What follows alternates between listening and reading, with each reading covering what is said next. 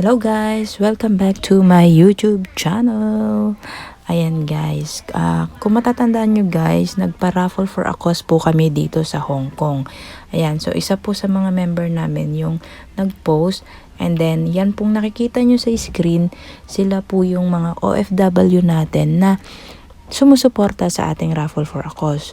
So kung hindi dahil po sa kanila, hindi po ito magagawa ng helping hand na magbigay sa ating mga kababayan sa Pilipinas na nangangailangan. So, ang beneficiary po pala natin dito sa for a cause natin is yung mga lupus warriors. Sila po yung mga kaibigan natin na lumalaban sa sakit na lupus dahil ito po ay wala pang lunas. Ayan, wala pa pong iimbento na gamot para dito po. Ayan, so sa mga nais pong magbigay ng tulong, kontakin nyo lang po ako, Fer Ayeras or ang Helping Hand Adventurer sa page po namin. Ayan, please contact lang po and asahan nyo po na makakarating po ang tulong na maibibigay nyo para sa kanila.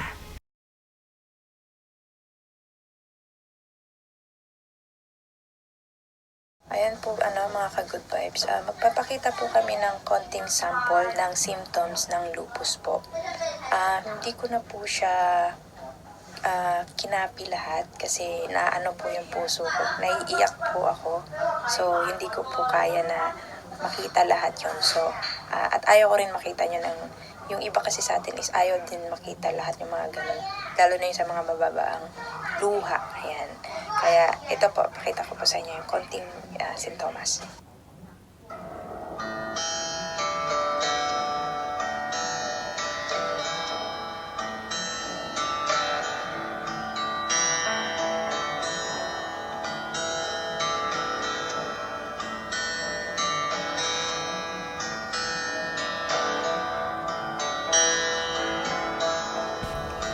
Ayan guys, nagkakaroon ng shingles. Ayan, sa iba't ibang parte ng katawan. Sa hita, sa braso, or even sa mukha. Ayan, tinatamaan tayo ng shingles. At isa rin po sa simptomas, yung nakakalbo po tayo. Nakakalbo po. And naglalagas ang buhok. Ayan po.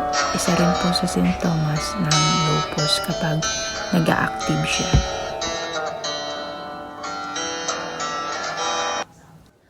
Guys, nasaksihan na natin kung ano talaga yung tunay nilang pinagdadaanan.